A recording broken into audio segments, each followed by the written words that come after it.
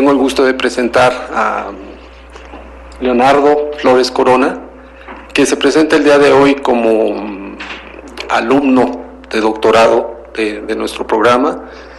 Y Leonardo Flores es un viejo conocido, digamos, de la ingeniería estructural. Está en el CENAPRED desde hace muchos años y ha participado en un gran número de ensayos, digamos, especialmente de mampostería, pero de muchas otras cosas también, de tal manera que es un experimentalista con mucha experiencia, y el día de hoy va a presentar lo que es su proyecto doctoral y los ensayos que se realizaron en la mesa vibradora. Leonardo, por favor. Muchas gracias. Bien, el día de hoy vamos a platicar sobre estas pruebas. Sí se escucha, ¿verdad? Bien. Sobre estas, pues un proyecto que surgió después de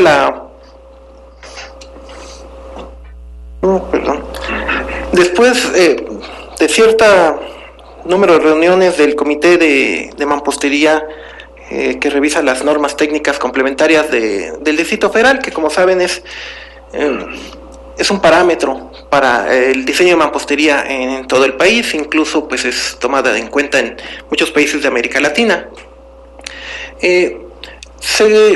Bueno, tenemos ya muchos años en México principalmente una vasta experiencia en el estudio de estructuras de mampostería en forma experimental, con lo cual pues se han desarrollado incluso un programa muy fuerte en los años 70.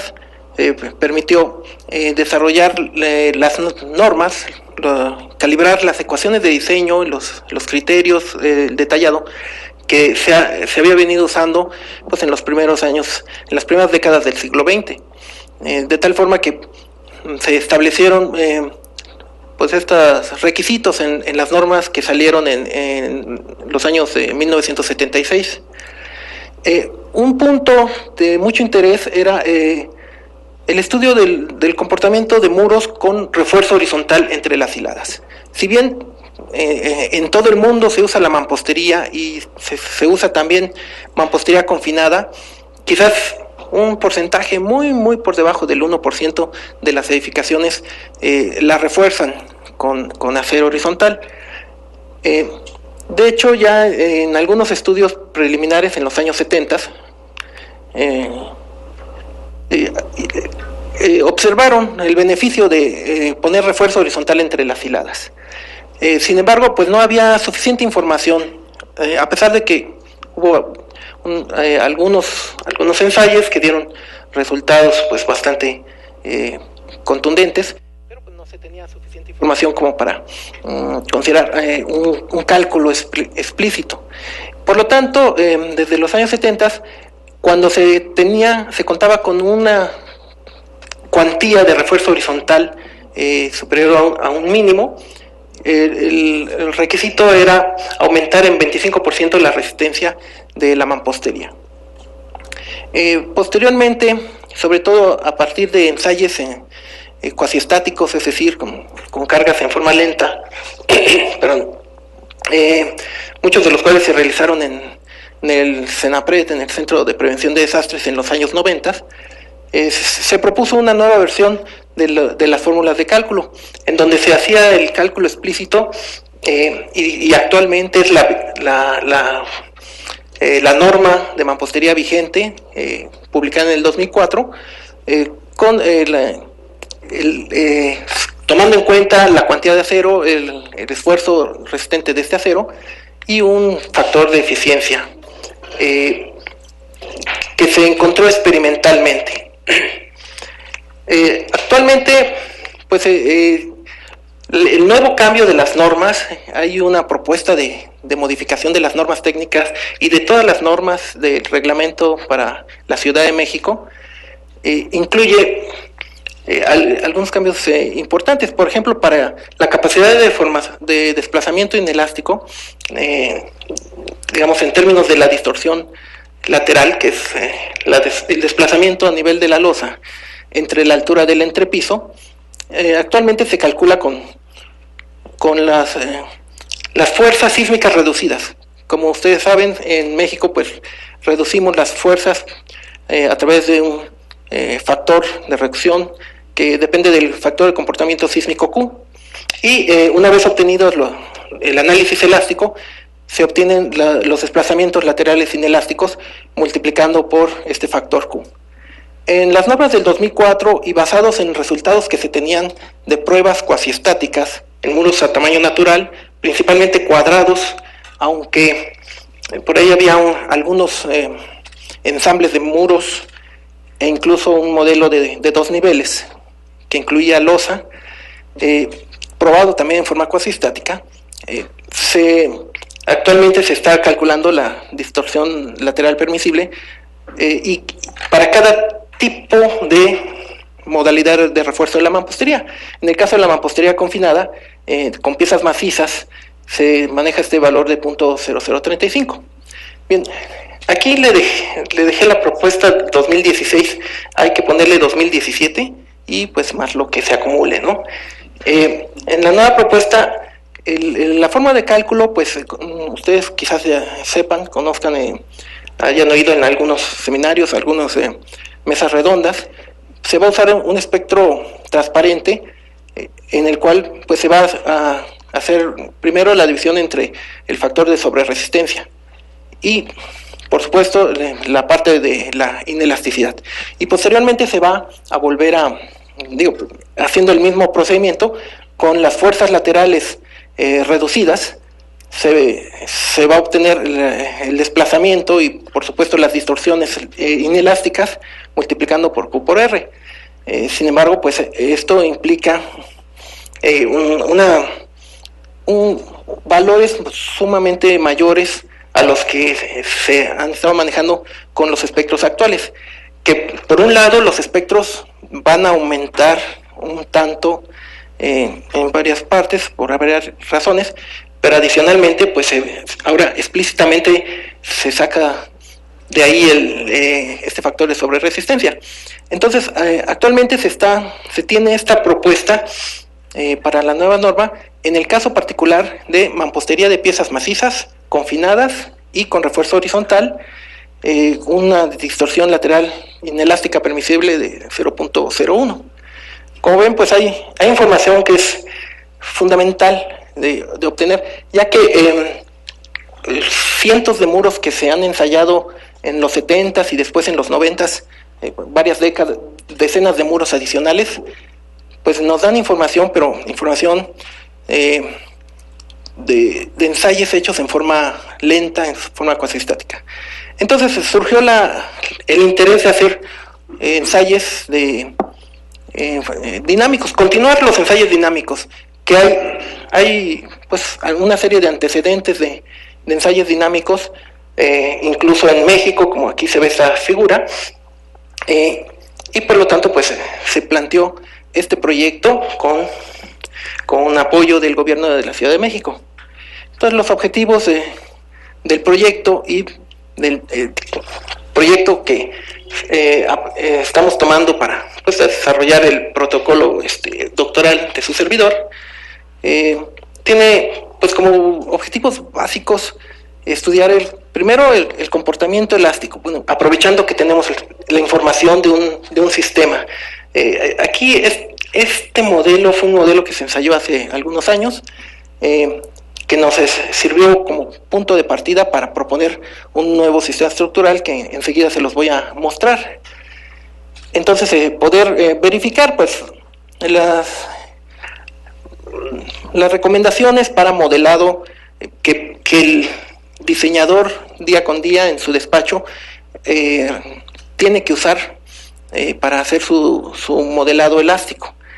Por supuesto, la resistencia, los mecanismos de falla, los patrones de agrietamiento pues nos dan información del comportamiento de los elementos. Y la contribución del refuerzo horizontal en cuanto a la resistencia, capacidad de deformación, y bueno, la sobreresistencia y cuestiones adicionales, disipación de energía y demás. Como les comentaba, Alcocer, Arias, algunos otros colegas que en estos años, en los 90, en 2000, hicieron algunas pruebas aquí en México, precisamente en la misma mesa vibradora del Instituto de Ingeniería. Nos sirvieron como antecedente. Y bien, pues les presento ya la decisión final de la geometría. Para empezar, pues la mesa vibradora pues tiene una plataforma de 4 por 4 metros y aquí se ve dibujado una base de acero que se sujeta a esa plataforma. Entonces, pues hay una limitación en el tamaño. También en la altura del espécimen, por la altura del laboratorio, y por supuesto, por la masa que puede trabajar, que puede excitar la mesa vibradora, ¿no?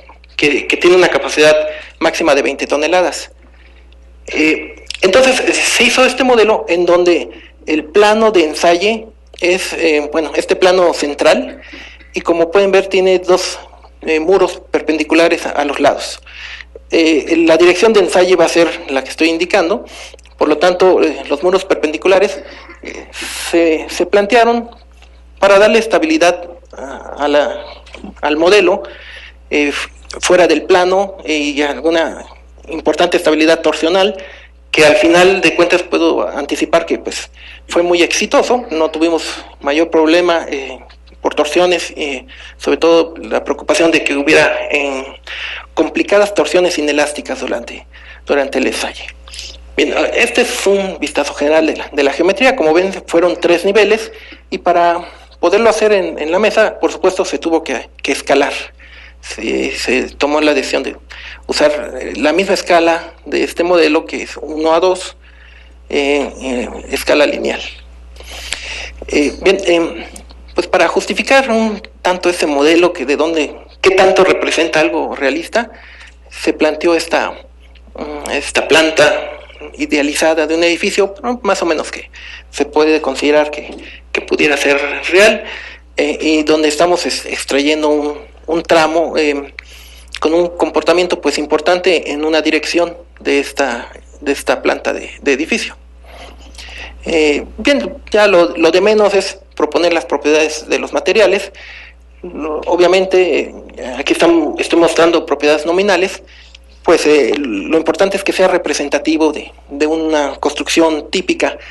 ¿Por qué tomamos piezas de arcilla artesanal maciza? Es por mucho el tipo de pieza que más se usa en el mundo. Incluso ensayos experimentales, pues un gran porcentaje se han hecho con este tipo de pieza. Sí hay planes de hacer otros modelos, ya no hechos por su servidor, pero sí por el investigador y el equipo de investigación, de hacer algunos otros ensayos con otros tipos de piezas huecas incluso, o cambiar de material, que estas son de arcilla, piezas de concreto, pero pues este modelo se decidió poder tener un material que fuera comparable, que fuera fácilmente extrapolable a los resultados de muchas otras investigaciones. Pues quizás cabe de llamar la atención de la resistencia acortante, que es el parámetro más importante aquí. Si bien se tomó un valor nominal inicial de la resistencia, que serían 3 kilos por centímetro cuadrado, que es la típica de esta mampostería, aquí estoy incluyendo el valor experimental promedio que finalmente resultó en estos ensayos. Eso para algunos cálculos que les muestro más adelante. Bien, lo demás es pues más que nada cuestiones técnicas de la elaboración del modelo. A diferencia del modelo inicial de hace más de 10 años, en donde se mandaron a hacer las piezas a un fabricante de tabiques, aquí se decidió pues crear las piezas mediante el corte de piezas pues tamaño prototipo, piezas grandes. Sí fue algo de trabajo, pero el resultado creo que fue bastante exitoso. Se lograron piezas con una geometría muy consistente, con poca variabilidad, que permitió pues lograr esos espesores pequeños a escala de los materiales. De hecho, en otros experimentos donde se han mandado a hacer las piezas, el problema es la irregularidad, los defectos que quedan en la geometría, que complican mucho. Y sobre todo aquí un interés importante era debido a que la Junta debía de llevar alambres de refuerzo. Bien, otro de los retos y de lo cual se propuso una solución fue el uso del acero para poderlo escalar. Es muy conocido entre los que construyen modelos a escala, que como punto de partida pues se toma la escala de longitud geométrica, por lo tanto se hace todo en chiquito como una maqueta, y por lo tanto pues también el refuerzo pues se escogen barras de diámetro menor para que pudieran ser equivalentes al refuerzo de nuestra estructura real. Un problema aquí con el acero de los castillos, que es lo que principalmente manejamos, es que las barras típicas de 3/8, por la mitad es 3/16, y no hay con resistencia de 4200, que de hecho sí podría conseguirse bajo pedido o fabricación especial, pero sí es complicado. Sí hay alambres delgados, incluso corrugados, pero con la resistencia el que le llaman acero de alta resistencia, estirado en frío, de 6000 kilos por centímetro cuadrado. Entonces propusimos una solución sencilla, incluso más económica, que fue tomar alambrón de 1/4 de pulgada, que equivaldría pues a barras de media pulgada en el prototipo, y lo estiramos. Bueno, aquí muestro un montaje de unos gatos que ustedes conocen el comportamiento pues del acero tradicional y sobre todo de estos alambres. Estos alambrones tienen, bueno, su FY, su resistencia a la fluencia es 2800 aproximadamente, y entran en un rango de plastificación y después entran en endurecimiento por deformación. Entonces, pues lo que propusimos, hicimos algunas probetas, fue llevarlo a un cierto nivel de deformación, ahora sí que estirado en frío literalmente, y pues ahí lo descargamos y nos quedamos con la pieza estirada, de tal forma que vean, si volviéramos a estirar la misma pieza, vuelve a subir por la rama elástico lineal, reconoce el envolvente y continúa. Pero si decimos esta es una pieza nueva y la pasamos para acá, lo que obtuvimos fue un comportamiento pues prácticamente ideal, elastoplástico, que si bien carece de la rama de endurecimiento por deformación, pues nos dio un comportamiento adecuado. Incluso el diámetro de 6.3 milímetros, midiendo muchos de las barras resultantes, oscilaba entre 5,8 y 6 milímetros. Entonces nos acercábamos un poco a lo que sería una barra nominal del número 4, pero escalada. Y bien, con ese acero hicimos el refuerzo longitudinal. Para el refuerzo transversal usamos alambres de calibre 10 que tienen una características similares al alambrón, e incluso pues para amarrar pues usamos también un alambre calibre muy pequeño, calibre 22. En cuanto a otro escalamiento de materiales, pues más que nada los agregados, usamos siempre arena muy limpia, una arena especial que nos proveyó una empresa que colaboraba mucho con nosotros, Industrial Bloquera. Ellos en su fabricación procesan y tienen arenas muy limpias, de finos, y con una granulometría muy controlada. También nos proveyó las gravas con tamaño adecuado, y con ello hicimos colados. En cuanto a la instrumentación, lo que les decía sobre el problema del tamaño de la junta y la colocación del refuerzo, aquí les adelanto que decidimos usar unos alambres de refuerzo horizontal que son pequeños, pero que se usan en construcciones reales. Es decir, son de 5/32, que es como 0.4 milímetros de diámetro, y en vez de escalar los alambres horizontales, lo que se hizo es pues poner una cuantía de refuerzo horizontal, es decir, menos alambres a mayor separación. Y finalmente tuvimos la misma cuantía que queríamos estudiar, que por cierto es un parámetro de mucho interés, que tuvimos que pensar qué cuantía era la que íbamos a usar. Vean, esta es una prueba preliminar, porque hicimos un par de muros a escala preliminares con el único objetivo de verificar el proceso constructivo, las geometrías, la facilidad de construcción y corregir algunas cosas antes de hacer los modelos definitivos. Y por ejemplo, los que hayan trabajado deformímetros normalmente se protegen, se les pone unas capas protectoras con resina epóxica, pero vean que aquí, por ejemplo, esta pequeña demostración, este bulbo que queda de cintas y de resina protegiendo el deformímetro, pues dificulta mucho este trabajo. Entonces probamos varias soluciones de envolturas para buscar la que funcionara bien y nos diera el menor interferencia con el tamaño de las piezas.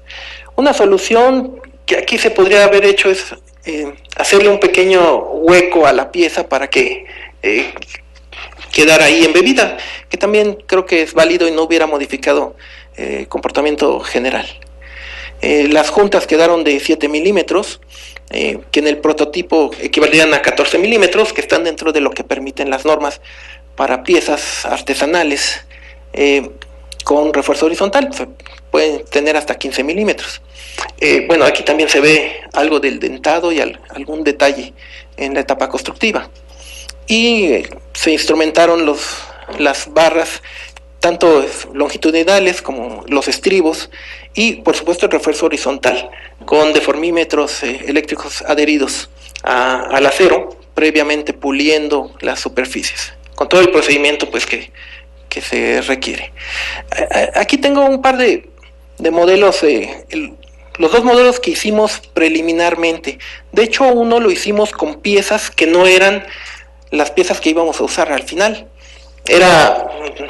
Pues tenemos ahí unos lotes de tabique sobrantes, y hicimos un primer modelo, pero pues como pues hay que sacarle provecho a cualquier recurso, tiempo y dinero que usamos, pues también lo preparamos y lo ensayamos. Este modelo, como ven aquí, tiene su armado y tiene refuerzo horizontal a cada 5 hiladas. El resultado es esta serie de alambres que consideramos que es suficientemente distribuida, no está muy concentrado, y es un solo alambre en cada posición. Y el sistema de ensayo pues está mostrado aquí. Fue en el laboratorio del CENAPRED, un ensayo cuasi estático con un gato hidráulico horizontal, y a través de estas vigas de acero aplicando la carga cíclica reversible. Aquí un detalle que quisimos usar es, vamos a decir, un control pasivo de desplazamientos, ya que muchas veces cuando surge la falla súbita, si usamos gatos que no son servocontrolados, se nos va el modelo, digamos, se agrieta, y en lo que el operador de la bomba baja las cargas, se nos puede desplazar mucho. Entonces lo que pusimos aquí fue una estructura con un puntal aquí, haciendo un tope, y con una celda de carga para medir qué carga podría haberse registrado. Es decir, que si al estar, por ejemplo, empujando, se fractura en forma súbita y se trata de ir incontrolado, aquí le estamos dejando el desplazamiento máximo que queremos, y lo que acabaría haciendo es topando contra esto y quedándose aquí detenido. Y por supuesto la carga total es la que sumarían estas dos celdas de carga. La verdad es que durante la prueba no fue necesario, no tuvimos una falla súbita, pero de todas formas fue interesante probar este sistema muy simplificado de control de desplazamientos para que no tuviéramos una falla como las que les comento. Bien, estos son los patrones de agrietamiento final de los dos modelos preliminares, cuadrados y con la misma escala. Eran de 1.20 por 1.20. El de la izquierda tenía refuerzo horizontal, aquel que les mostré. Tenía otro tipo de piezas, pero pues se considero que podría ser útil tener esta experiencia. Como ven, hay un patrón muy distribuido de agrietamiento, y sin embargo la falla final fue por un deslizamiento prácticamente en la base, y la destrucción por cortante de los extremos de los castillos. El segundo modelo ya se hizo con las mismas piezas de los muros, los modelos de 3 pisos. Para este entonces ya teníamos pues los lotes de piezas, y pues se decidió aprovechar unas semanas antes y construir otro modelo. Incluso se ensayó todavía antes cuando podíamos tomar decisiones de modificaciones de los modelos finales. Vean que este no tenía refuerzo horizontal, y pues se hizo el patrón de grietas principales inclinadas, penetrando en los castillos, como es que tradicionalmente también se reconoce. Bien, finalmente los especímenes les comento, inicialmente iba a ser un modelo, pero finalmente se decidió hacer 2 modelos, y aprovechando tener 2, uno se hizo sin refuerzo horizontal y el otro llevaba alambres de refuerzo horizontal. La geometría externa es exactamente la misma. 1 metro 25 centímetros, que sería la mitad de la altura típica de 250, y estos muros pues resultaban ser muros cuadrados. Si recuerdan el modelo que les mostré de antecedente era una estructura que tenía muros y una abertura de ventana.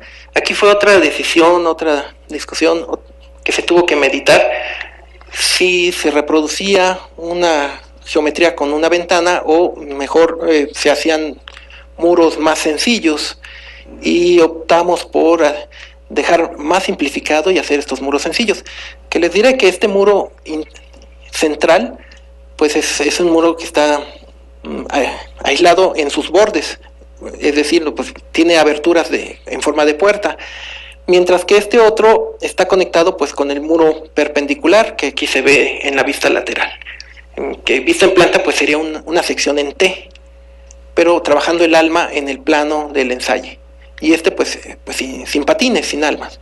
Y se dejó este pequeño pedacito de muro, una mocheta, para darle estabilidad al plano del muro del lado derecho. Aquí está en planta, numeración de muros, de castillos, la geometría, las dimensiones.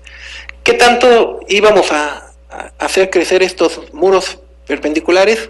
De inicio habíamos pensado que cubrieran toda la superficie posible, que nos la da el tamaño de la mesa vibradora, pero pues parecía muy grande, muy exagerado, y consideramos hacer 2 muros cuadrados.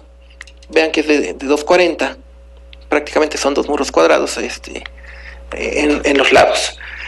Y por supuesto se completó una losa, y se iba a poner carga adicional, como se ven aquí, con lingotes de plomo. En este caso, una duda y una decisión que tomamos fue de construir una viguita en el borde de la losa para darle pues más rigidez a este tablero de losa. Probablemente ya después de ver la prueba podríamos pensar que se podría prescindir de ella. Bueno, esto es la instrumentación. En cuanto nuevamente decisiones y de dónde instrumentar, primero pues partimos de la experiencia de muchos ensayos, y por supuesto dónde ponemos aparatos donde va a haber más deformación, más esfuerzo, más cosas que medir, y normalmente pues lo concentramos en los extremos de los castillos, y quizás en la viga, en la zona de la abertura. Si notan, hay muchos aparatos en la planta baja, hay menos en el piso intermedio y apenas dejamos un par de aparatos en la parte superior. Nosotros hubiéramos querido instrumentar todo, llenar de sensores. Sin embargo, pues aparte del costo y del tiempo, la mesa vibradora está limitada a un cierto número de canales y teníamos que dar preferencia primero pues a las aceleraciones y a los desplazamientos horizontales y por supuesto en el segundo modelo al refuerzo horizontal, que es el punto clave de estas dos ensayos. Y por lo tanto pues tuvimos que hacer una decisión de dónde ir destinando canales para deformímetros. Aquí por ejemplo pueden ver, no están marcados los deformímetros en los castillos, son similares a estos. Digamos es el esquema del modelo sin refuerzo horizontal, donde como no teníamos refuerzo horizontal podíamos darnos el lujo de poner más sensores en el acero interior, pero pues tampoco era tener mucha diferencia, queríamos que fuera lo más equivalente posible al que llevaba refuerzo horizontal. En el refuerzo horizontal hay una instrumentación parecida en castillos y dalas, pero principalmente pues estos instrumentos que nuevamente concentramos planta baja, que era pues, las que esperamos que fallara, una planta intermedia para tener un dato y pues sacrificamos el último piso estando seguros de que iba a quedar prácticamente intacto. Sin embargo, como ven, el refuerzo se colocó en todos los muros, también en los muros transversales e incluso aquí en estas mochetas. Se instrumentó también con deformímetros, como típicamente lo hacemos, sobre todo muros cuadrados, pues les ponemos en las diagonales y algunos verticales para captar distorsiones angulares y algunas de estas mediciones. Y los acelerómetros pues se colocaron nuestros típicos 3 alineados, o sea, uno en el centro, 2 esquinas opuestas en cada una de las 3 losas y un acelerómetro en la base. Finalmente, pues muy importante, los medidores horizontales que están sujetos externamente al modelo, se pusieron parejas en cada nivel de losa y originalmente no se colocó en la base porque la mesa vibradora tiene y registra el desplazamiento horizontal. Sin embargo, en el segundo modelo sí se decidió poner otros aparatos para medir explícitamente el movimiento de la base, incluso a la altura de la dala de desplante de los muros, por encima de lo que es ese marco de acero de desplante. Bueno, aquí hay una pregunta, ¿qué es primero? Algo así como cuando cuestionamos si es el huevo o la gallina. Entonces, primero se hace el cálculo para ver qué se puede construir y qué es posible la mesa que dé de resistencia, que se pueda llevar a las aceleraciones necesarias, o se plantea primero la geometría, o primero los cálculos y después la geometría. Al final de cuentas, pues es una cuestión iterativa, pero de la propuesta y de los materiales con que contamos, pues se hizo el cálculo. Estas son las fórmulas típicas que tenemos, que incluso son las del 2004. También se hizo una revisión con la nueva propuesta, pero pues nos basamos en esto más que nada para considerar si la mesa era capaz de llevar a la falla al modelo. La posible sobreresistencia, sobre todo el modelo con refuerzo horizontal, ya que sabemos que, y era lo que se quería estudiar, que se lleva a es el crítico, es el que tiene mayor capacidad de resistencia, pero también capacidad de deformación. Y para llevarlo a más deformación, pues inelástica, pues necesitamos darle mayores aceleraciones. Bueno, y otra revisión que se hizo y que fue parte inicial del proyecto es plantear qué modo de falla queremos que ocurriera. Y por supuesto queríamos un modo por cortante y por lo tanto se revisó que se evitara otros modos de falla, en particular por flexión. De ahí que se definieron que los castillos con 4 barras de un cuarto de pulgada, que equivaldrían en el prototipo a 4 barras de media, que es un poquito grande para lo que tradicionalmente se usa, pero es un sobrediseño para evitar que nos fallara flexión. Al final de cuentas, resultó muy bien, no hubo mayor problema por flexión, el tamaño y la capacidad de esos castillos fue suficiente. Y pues también se hizo la propuesta de las cargas para tener algo que representara un edificio prototipo, y por lo tanto pues tomamos en cuenta primero los pesos propios. Déjenme decirles que aquí sí nos tomamos una libertad de hacer las losas un poco más gruesas que lo que normalmente se haría. Las losas quedaron construidas de 8 centímetros.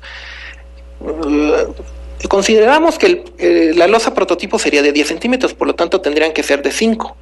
Pero por un par de razones decidimos hacerlas un poco más gruesas. Una, para tener más carga de una vez, sin tener que andar lidiando con poner sobrecarga con lingotes. Y por otro lado, pues tener una certeza de un trabajo aquí para poder pisar y trabajar sobre las losas sin mayor problema. Por lo mismo también se hizo esta viga de borde. Y bien, aquí les muestro un modelito muy sencillo, pero que fue muy útil para la parte preliminar, en donde si se modela, vean que aquí esa viga de borde con todo y losa pues tiene una deformación mucho mayor que lo que es el eje central sobre los muros. Los muros son muy rígidos verticalmente. Y por lo tanto, la bajada de cargas o las cargas sobre los muros que se estimó analíticamente, pues se estimó un poquito más correcta con este pequeño y sencillo modelo, ya que pues no bajaban las cargas hacia la viga de borde y hacia los extremos, sino que vamos a decir, la losa como que trata de colgarse sobre el eje central donde están los muros que nos interesan. Finalmente, pues el esfuerzo vertical de trabajo pusimos el número de lingotes necesarios para tener 3 kilos sobre centímetro cuadrado, que es tradicional en este tipo de construcciones. Es la carga que baja por los muros ya en su sección transversal y que corresponde aproximadamente a 1 kilo por cada piso. Aquí son 3 pisos y nos dio estos 3 kilos, o buscamos que nos diera estos 3 kilos sobre centímetro cuadrado. Por supuesto, pues se pueden hacer algunos modelos para obtener los parámetros dinámicos que necesitamos. Y pues la resistencia, aquí está el cálculo con las fórmulas que mostré.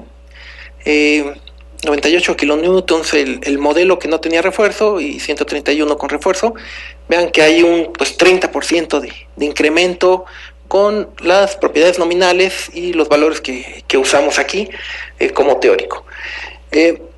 Esto habría que verlo al final con los resultados ya reales, pero en el proceso del diseño pues teníamos que tener la mejor predicción, si no quizás nuestro espécimen no lo pudiéramos llevar a la falla, ¿no? Y bien, también con las propiedades geométricas, las propiedades mecánicas, módulos de elasticidad y demás, pues calculamos el periodo de vibrar del modelo y por supuesto de un prototipo que sería con un escalamiento. Que por cierto, aquí pongo las leyes de similitud para las escalas, que comenzamos con una escala lineal de dimensión de 2, o sea, 2 veces es la magnitud real entre la magnitud del modelo, o sea, prototipo entre modelo, y como el peso volumétrico pues es el mismo, la escala es unitaria, resulta que la escala de volúmenes pues es 8, porque es la escala de longitudes al cubo.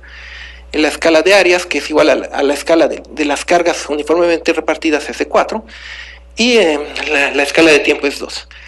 Por lo tanto, un prototipo que sería idéntico a este, pero con las escalas al doble, tendría punto 24, alrededor de 24, 25, aquí está redondeado, segundos. Y bueno, esto fue necesario, esto que les muestro, como pueden ver, es así como una gráfica tetralogarítmica, es la curva de desempeño de la mesa vibradora, y es muy interesante. Resulta que la capacidad de la mesa es de 20 toneladas. De hecho, aquí esta línea sería el desempeño que puede dar la mesa con un espécimen de 20 toneladas, y el desempeño que se logra con la mesa vacía. Entonces, nuestro modelo, con todas las cargas, incluyendo el peso el marco de acero y demás, lo estimamos finalmente que en 13 toneladas, y aquí buscamos la frecuencia que era posible dar con la mesa vibradora. Si aquí nos hubiera dado que no era posible, entonces pues todo el diseño tendríamos que haberlo cambiado, porque entonces no podríamos llevarlo a las aceleraciones que necesitamos. Bien, y aquí viene esta parte para justificar pues qué aceleraciones o a qué correspondería, y decidimos pues usar un espectro del apéndice de las normas del Distrito Federal para sismo, que correspondería a la zona 3, pero para un periodo de vibrada de suelo. La verdad, aquí pues nos tomamos un poco manga ancha para proponer el que más nos conviniera, pero que fuera representativo y que pudiéramos llevar a la falla nuestro modelo. Probablemente es más justo decir que en la zona sísmica donde un edificio de mampostería tiene sus mayores demandas, pues es en zonas cercanas a epicentros con contenidos de frecuencias muy altos. Si lo llevamos a la zona del lago de la Ciudad de México, pues probablemente pues el edificio nada más esté bamboleándose sin ser excitado realmente. Pero bien, aquí la decisión fue que para un periodo de la estructura de interés tomamos esta meseta. Esencialmente era la aceleración que requeríamos, y aquí la tomamos, correspondió a 0.7 segundos, perdón, 0.7 de G, para nuestra... Estaba buscando aquí el periodo de vibrar. Vean que aquí es entre 0.3, 0.5, tendríamos esta meseta, y para meter en la mesa vibradora, ya que la escala de aceleraciones es de 0.5, necesitamos meter el doble de la aceleración, entonces llevarla a 1.4 G, bueno, o 1400 centímetros sobre segundo al cuadrado. Bueno, aquí es entre G. Bien, entonces este era nuestro espectro pues deseable de respuesta, y vino otra parte del proyecto, que era qué acelerograma usábamos, y preguntamos, nos asesoramos para buscar algún acelerograma que nos pudiera dar en el prototipo una aceleración aproximada de 0.7 G y que excitara a nuestro modelo. Pero sí se puso un poco difícil, y se tomó la decisión de mejor usar un acelerograma sintético, y con un software generamos algunos acelerogramas en donde se les da el espectro objetivo, y nos dan este registro, de tal forma que al sacar el espectro de respuesta nos daba espectros como este. Este es precisamente el espectro de respuesta correspondiente a este acelerograma. Ahora, una cosa es que esto sea lo que le damos de comando a la mesa vibradora, que le pedimos que nos dé esto, y otra cosa lo que realmente la mesa nos da, que esa fue otra pequeña dificultad, pero creo que quedó bien resuelta al final. Entonces partimos de este acelerograma. De hecho, la idea fue que con esta aceleración el espécimen llegara al agrietamiento, tanto el que no tiene refuerzo horizontal como el que tiene refuerzo, ya que los alambres de refuerzo horizontal no modifican o se ha visto que prácticamente no modifican la carga de agrietamiento. Empiezan a trabajar el refuerzo horizontal una vez que el muro se agrieta. Y entonces a este registro pues le llamamos al 100%, o sismo al 100%. Bueno, les voy a pasar rápido nada más unas fotos de la construcción. Esta es la mesa, la base de acero, que de hecho era de las que se usaron en los anteriores ensayos, todavía estaban ahí. Se aprovechó, bueno, vean que aquí tenemos una viga de desplante y tiene unos anclajes, unos ángulos, unos canales soldados, que por cierto funcionaron muy bien, le dieron una conexión perfecta al modelo contra la base. Y se procedió a hacer el levantamiento de los muros, se cuidó los detalles, conexiones y demás. Estos son una intersección de vigas. La losa se hizo con alambres delgados, como iba a estar sobrada y no iba a participar en el comportamiento inelástico, salvo algún agrietamiento de la losa, que sí ocurrió. Pues se hizo un par de parrillas de refuerzo. O sea, no se siguió con rigor lo de los bastones. Bueno, aquí sí hay unos bastones sobre este elemento central. Bueno, se hizo el colado. Bueno, los dos especímenes tuvieron esta apariencia. Y aquí, pues otro reto fue pasarlos a la mesa vibradora.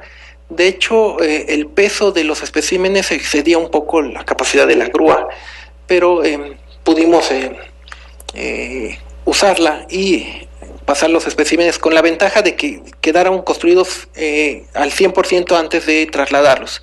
Otros especímenes se han tenido que terminar de construir ya montados en la mesa. Y aquí, como en el calendario había varios proyectos y teníamos que esperar a que saliera el anterior, era crítico los tiempos. Se sacaron probetas durante la construcción de los muros, las típicos pilas que se ensayan a compresión, muretes ensayados a compresión diagonal, y fabricamos los cabezales y marquitos de instrumentación y demás elementos para hacer las pruebas. Y bueno, se hizo la construcción. Este es el modelo sin refuerzo horizontal. Aquí está ya el ensayo con este video.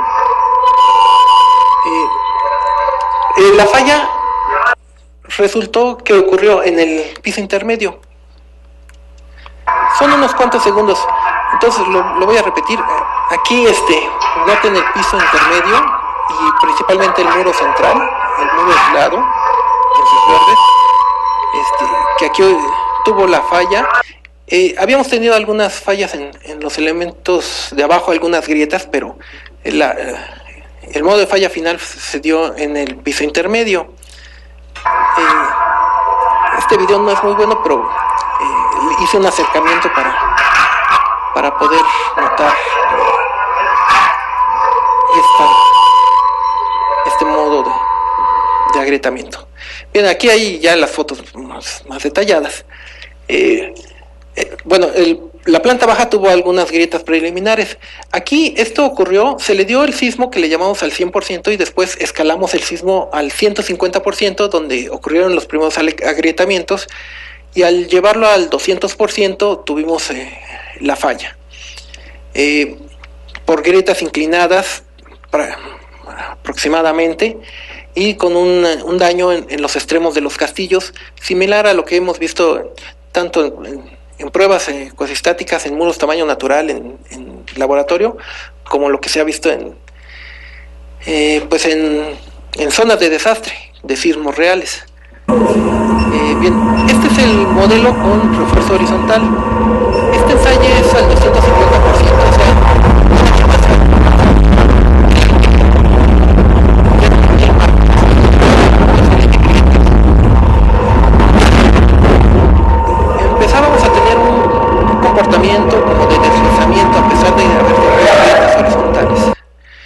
Después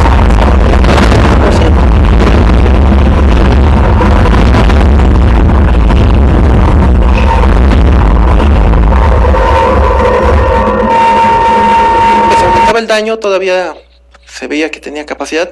Por cierto, como medida de seguridad, la grúa del laboratorio estaba sujetando por si llegaba a colapsarse, pero floja la azotea.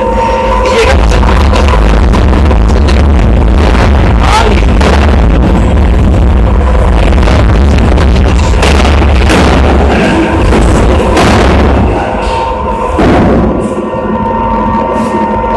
tronidos que correspondieron a alambres de refuerzo horizontal en la planta baja.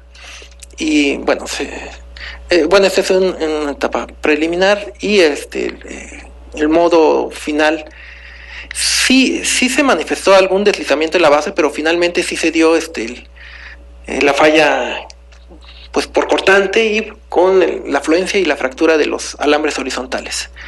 Detalles del comportamiento. Consideramos que los castillos, aunque los alambrones estirados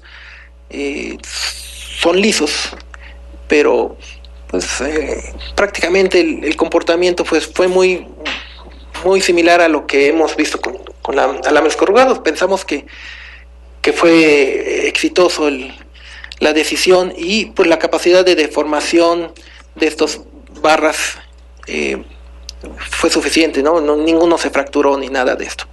Y aquí se muestra uno de los alambres horizontales que se fracturó. Bien, el modelo que no tenía refuerzo mostró estas gráficas en el ensayo de falla.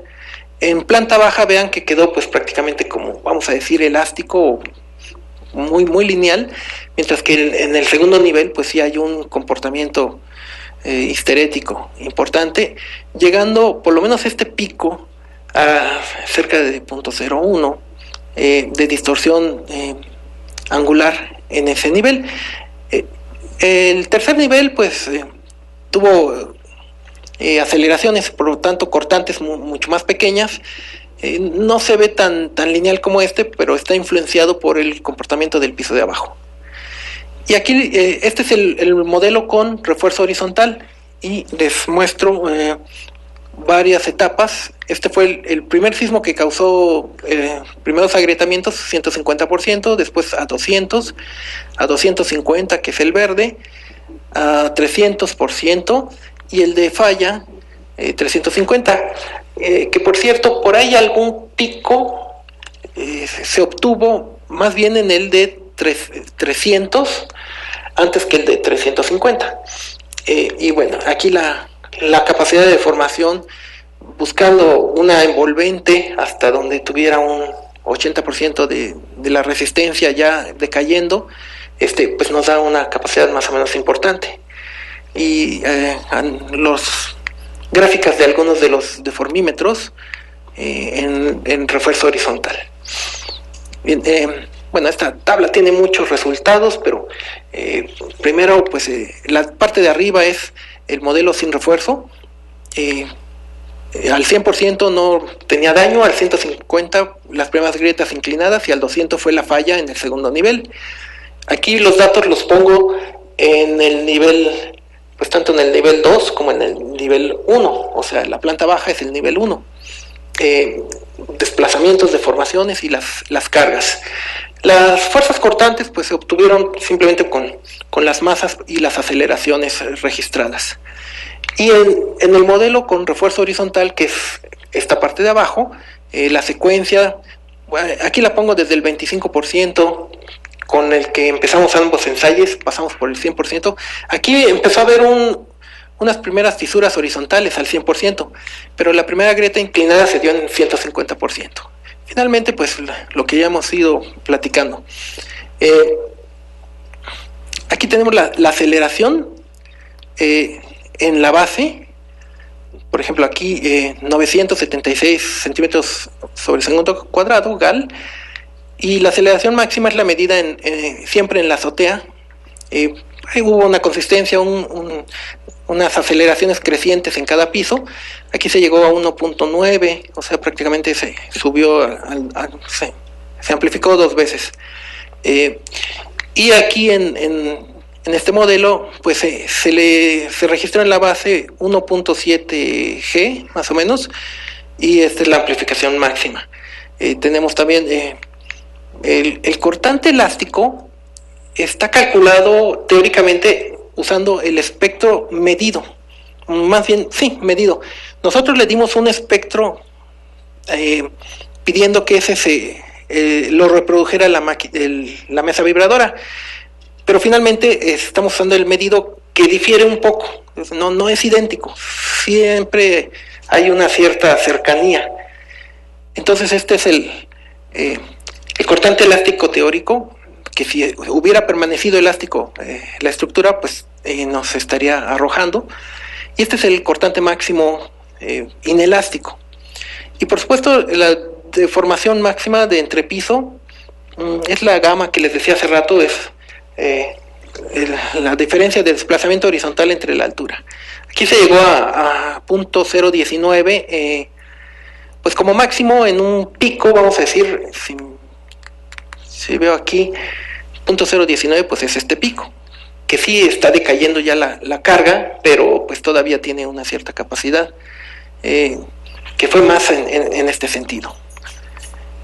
Mientras que acá estamos en el piso 2, 0.091. Aquí estoy comparando la envolvente en positiva y negativa del modelo con refuerzo horizontal, que son el azul y el rojo. Y este es el que no tenía refuerzo horizontal, nada más que se ve muy pequeño porque es el de la planta baja.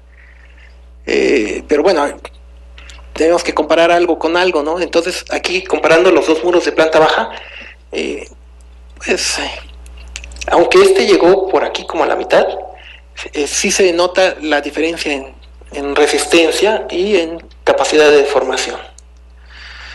Bien, bueno, ya como conclusiones, se logró el modo de falla, o sea, todo lo que varios meses nos tuvo a mí me tuvo sin dormir, preocupado, finalmente pues prácticamente todo salió a la perfección, salvo que no falló la planta baja del primer modelo, falló a la mitad, o sea, el piso intermedio.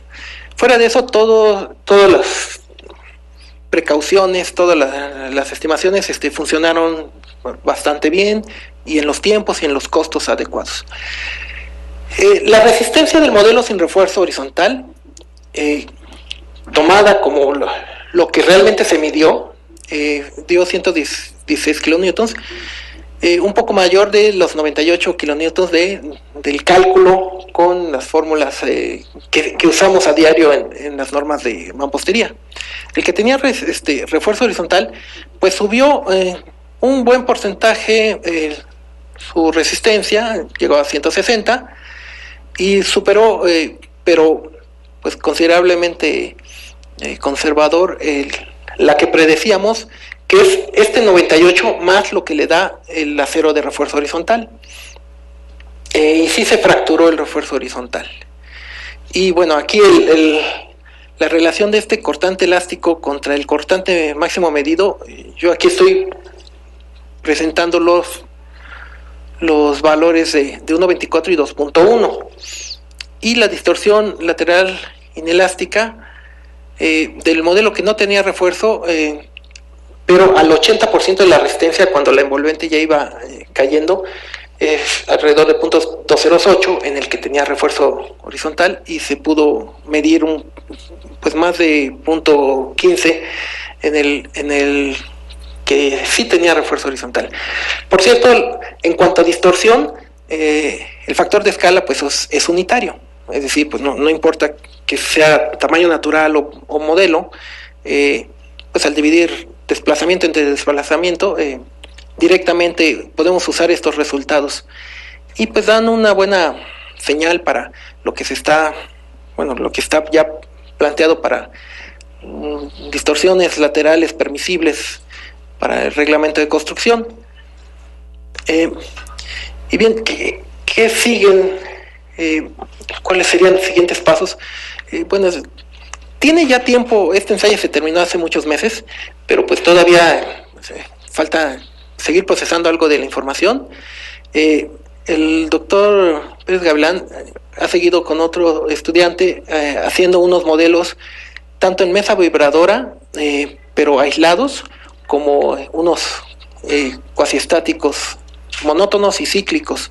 Y bueno, es parte del proyecto que de hecho se usó muchos de los tabiques, los mismos tabiques que sobraron de los modelos de 3 pisos se volvieron a usar, pues, para ir teniendo esa secuencia y esa comparación entre unos y otros modelos para ajustar, pues, reglas histeréticas con estos resultados.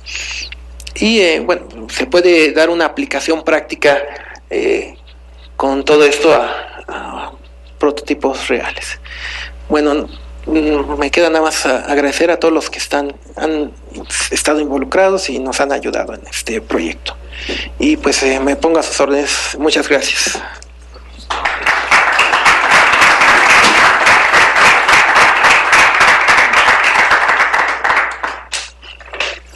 Bueno, eso me explicaron. Bueno, ¿a qué atribuye que la falla no se haya dado en la planta baja? ¿Cuál es quizá alguna hipótesis o alguna explicación? Bueno, afortunadamente ya tenemos una explicación que por lo menos primero a nosotros nos deja satisfechos. Sí fue le confieso, un poco un impacto de que saliera mal cuando toda la construcción, todo el cuidado, el albañil, las mezclas, todo el procedimiento se trató para que se mantuvieran iguales. Después de que ocurrió esto, bueno, teníamos los muretes, pilas, y empezamos a revisar los resultados, y resulta que sí hubo diferencia en las resistencias. Sí si no me equivoco, estaban dando como 14 kilos por centímetro cuadrado los muretes de planta baja y más o menos 10 kilos en promedio los del piso intermedio. Lamentablemente, porque lo ideal es que todo fuera idéntico, pero eso ya nos llevó a estar más tranquilos, digo, no tan tranquilos, no era lo más deseable, pero por lo menos explica por qué falló el piso de arriba. Y una última nota es que rescatamos pedazos de los muros, aunque estaban partidos, rescatamos pedazos y bueno, ahorita los tengo, todavía no los ensayo, pero precisamente en esta semana corté muchos muretitos, como unos 20 muretes de cada uno, y voy a ensayarlos y verificar la resistencia en el piso en medio y en la planta baja. Pero bueno, creo que esa es la explicación, porque cuando vimos las aceleraciones, la distribución de cortantes y demás, pues era lo que uno esperaría. Pero sí, creo que esa es la forma de resolverlo. Gracias.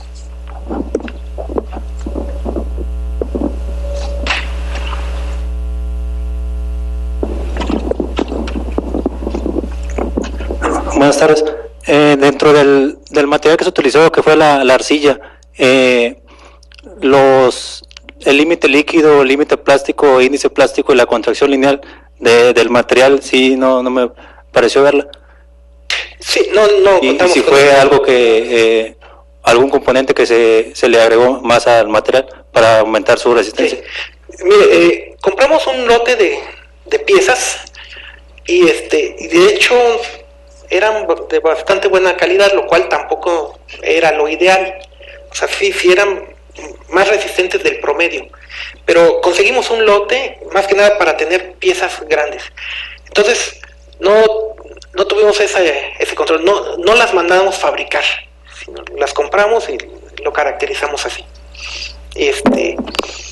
Pero las pruebas mecánicas, que es lo que necesitamos ya para su uso y su interpretación, es así, contamos. Ok, gracias.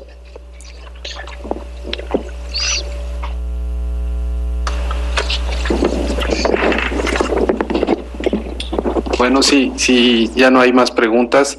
Le agradecemos a Leonardo Flores su presentación y le damos un reconocimiento aquí de él.